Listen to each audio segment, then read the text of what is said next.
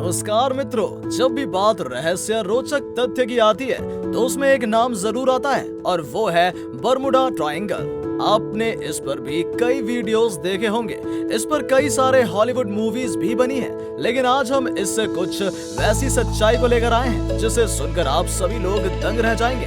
दोस्तों, Bermuda angle को दुनिया का ब्लैक होल या डेविल्स ट्रायंगल भी कहा जाता है। इसे कई लोग भूतिया जगह भी बोलते हैं और ऐसा इसलिए बोलते हैं कि इसके क्षेत्र में आज तक जो भी गया है वो फिर वापस नहीं आया। बर्मुडा ट्रायंगल वो जगह है जहां से आप गुजर नहीं सकते। अगर आपने रामायण देखी होगी तो उसमें भी एक राक्षसी रहती है। जब हनुमान जी समुद्र के ऊपर से उड़ते हुए जा रहे थे तो राक्षसी उनकी परछाई पकड़ लेती है। तो दोस्तों, यहाँ भी कुछ ऐसा ही है। देखा गया है कि बर्मुडा ट्रायंगल के रास्ते में जो भी गया है वो जिंदा नहीं बचा है, चाहे आप समुद्री मार्ग से जाओ या फिर हवाई मार्ग से। इसमें इतनी शक्ति है कि आप अगर हवाई जहाज से भी जा रहे हो तो ये अपनी पावर से आपको अपनी ओर खींच लेगा, या आप कह सकते हैं कि निगल लेगा। इसमें न जाने कितने शिप्स और हवाई जहाज समाहित हुए हैं। तो दोस्तों, आज हम जानेंगे कि जो भी गायब हुए हैं वो आज उसके अंदर किस अवस्था में है और कहाँ है। क्या उन्होंने अपनी अंदर एक दुनिया बना ली है या फिर आज भी सारे जहाज कहीं ना कहीं जीवित हैं? दोस्तों, इन सारे सवाल का जवाब जानने से पहले जानते हैं कि बर्मुडा ट्रायंगल क्या है और कहाँ है। दोस्तों, अमेरिका के मियामी, बर्मुडा और प्यूर्टो रिको को जब 3 काल्पनिक लाइनों से जोड़ा जाता है तब ये मौत का ट्रायंगल बर्मुडा ट्रायंगल बनता है। इसके एरिया का कुल क्षेत्रफल लगभग 1 करोड़ 3 लाख से 3 करोड़ 900 लाख वर्ग किलोमीटर है। हालांकि अलग अलग रिसर्चर और राइटर अलग अलग क्षेत्र बताते हैं, लेकिन अनुमानत यही सही आंका गया है। 9 जुलाई 1945 को अमेरिका की यूएस नेवी का एक कमांडर थॉमस अपने 10 लोगों के क्रू के साथ जब इस इलाके में प्रवेश कर रहा था तो उनके साथ जो अनहोनी हुई ये देखकर वैज्ञानिक से लेकर रिसर्च टीम तक का दिमाग हिल गया। उनका जहाज इस ट्रायंगल के जोन में आते ही अचानक प्लेन का संपर्क कंट्रोल स्टेशन से छूट गया। किसी को समझ नहीं आ रहा था कि ऐसा क्या हो रहा है। अचानक प्लेन का संपर्क टूटा और फिर वहाँ अजीब हरकतें शुरू हो गयी और देखते ही देखते सारे कंट्रोल पैनल काम करना बंद कर चुके थे और जहाज लापता हो गया।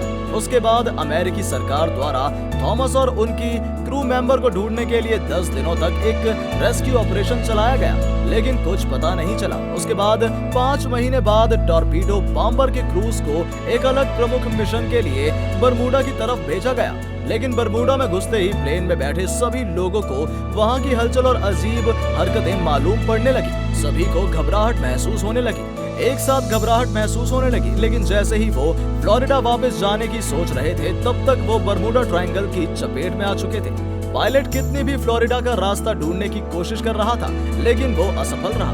कभी कंपास काम करना बंद कर देता तो कभी कुछ। उस समय सुबह के लगभग 4 बज रहे थे और आसमान भी बिल्कुल साफ था।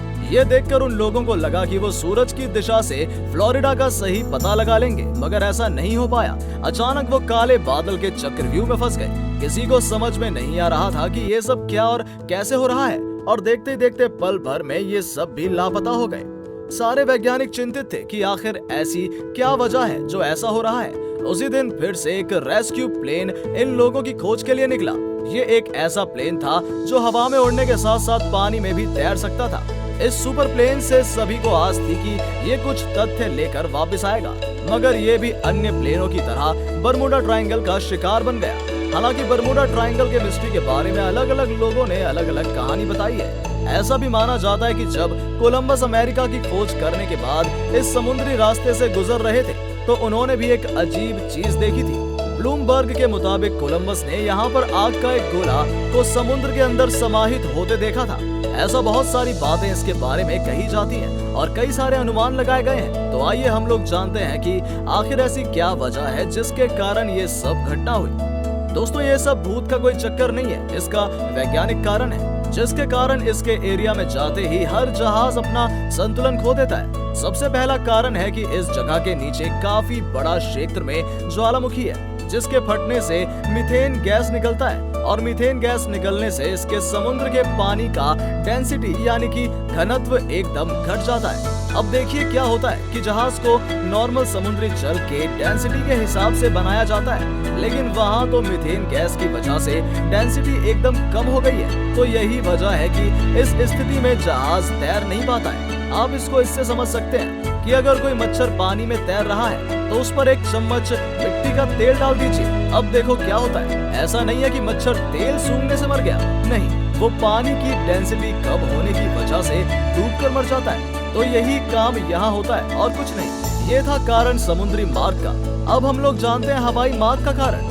दोस्तों, अगर आप मैप पर देखोगे तो पता चलेगा कि बरमूडा के आसपास के एरिया में छोटे छोटे समुद्री पहाड़ हैं और जब हवाएं इस पहाड़ों से टकराती हैं तो उनमें एक हलचल होने लगती है और एक चक्रवात उत्पन्न होने लगता है, जिसके कारण वहां के बादल और समुद्री जल पूरी तरह से लहर का रूप ले लेता है। और अगर इसकी चपेट में कोई भी जहाज आता है तो वो अपना संतुलन खो देता है और इसके अंदर समाहित हो जाता है। देखो दोस्तों, हवाई जहाज के दुर्घटना होने का सबसे बड़ा रीजन है हेक्सागोनल बादल। ये 6 सतह वाले बादल होते हैं और ये सबसे पहले सैटर्न ग्रह पर देखा गया था। तो इसका जो एरिया होता है वो लगभग 50 से 60 वर्ग किलोमीटर एरिया का होता है। इसके अंदर हवाएं बहुत तेज चलती हैं, जिसकी स्पीड लगभग 250 किलोमीटर प्रति घंटे की होती है। अब सोचो, जहाँ इतनी तेज हवाएं चल रही हैं, वहाँ पर कोई हवाई जहाज जाएगा तो क्या होगा? उसका सारा फंक्शन काम करना बंद कर देता है। इसमें क्या होता है कि अगर आप हवा के विपरीत दिशा में जा रहे हो तब तो वो जहाज को भी तोड़ सकता है, लेकिन अगर आप सेम दिशा में जा रहे हो तो आपकी स्पीड बहुत तेज बढ़ा देगी। मतलब दोनों स्थिति में आपको जान का खतरा है और यही होता भी है। इसकी एक जीती जागती सच्चाई भी है। यही हुआ था 4 दिसंबर 1970 को, जब बोनांजा बीच क्राफ्ट जहाज ने मियामी के लिए उड़ान भरी। उनकी दूरी लगभग 500 किलोमीटर थी और उसे तय करने में लगभग कम से कम 90 मिनट लगने थे। उस जहाज की अधिकतम स्पीड लगभग 290 किलोमीटर प्रति घंटे थी। उस दिन आसमान भी बिल्कुल साफ था। उड़ान के महज 7 से 8 मिनट के बाद ही वो जहाज बरमूडा ट्रायंगल में जा चुका था। लेकिन जैसे ही वो जहाज बरमूडा ट्रायंगल के जोन में जाता है, उसे अचानक काले बादलों का एक गुफा दिखाई देने लगती है। उसका पायलट जब तक रास्ता बदलता वो उस बादल में प्रवेश कर चुका था। अब वो लगभग 11,000 फीट की ऊंचाई पर था। उड़ान के महज 10 मिनट बाद ही उसे काले बादलों के बीच तेज हवा से गुजरना पड़ा। पायलट बताते हैं कि उनको यकीन हो गया था कि वो भी बरमूडा ट्रायंगल के जाल में बुरी तरीके से फंस चुके हैं, लेकिन उन्होंने हार नहीं मानी और जहाज को अपने कंट्रोल में रखने की कोशिश करते रहे। जहाज की स्पीड इतनी तेज हो गई थी कि जहाज के सारे पैनल अजीब हरकतें कर रहे थे। कंपास ने भी काम करना बंद कर दिया था। लेकिन जैसे ही वो काले बादल से बाहर निकलता है तो देखता है कि महज 45 मिनट में ही वो मियामी पहुंच चुका था। वो बिल्कुल हैरान था कि 90 मिनट का सफर 45 मिनट में कैसे तय हो सकता है। तो दोस्तों, आज के इस वीडियो में हम लोग बरमूडा ट्रायंगल के बारे में तथ्य और सच्चाई के साथ हमने पूरी जानकारी ली। उम्मीद है आपको इस वीडियो में बहुत कुछ नई जानकारी मिली होगी। अगर आपको हमारी ये वीडियो पसंद आई तो चैनल को सब्सक्राइब जरूर करें। मिलते हैं और नई जानकारी के साथ, तब तक के लिए नमस्कार।